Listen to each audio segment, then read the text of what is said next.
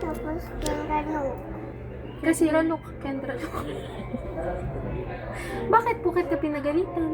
Kasi kaya ako sa church po. Nagkalat ka po sa church. Sabi ko, Kendra Luke. Diba? Kasi nagkalat ka po, diba? Yan, nagalit siya, Auntie Mami, diba? Umiyak si Kendra noon, umiyak. Umiyak ka. Umiyak ka po nun. Meron ka cousin, pangalan niya si Norn. Boy. Practice mo kayo ko. Hindi pa no? Hindi pa po. Tina po. Ha? Yes ka na po. Work na po ako. Sige na po, work ka na. Parang isang way niya para... Grabe ka naman, paalisin mo na. ikaw tsaka si... Aalis na ako doon. Mag-ministry na. Sige na, mag-ministry na kayo doon. Mag-work na kami. Sorry. Sabi niya kanina, Baka ayaw niya pumunta dito si Jo. You don't feel poopy?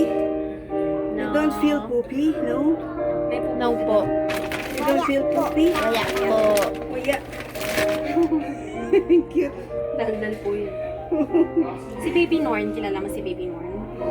Ate Gabi. You know Baby Norm? Papa?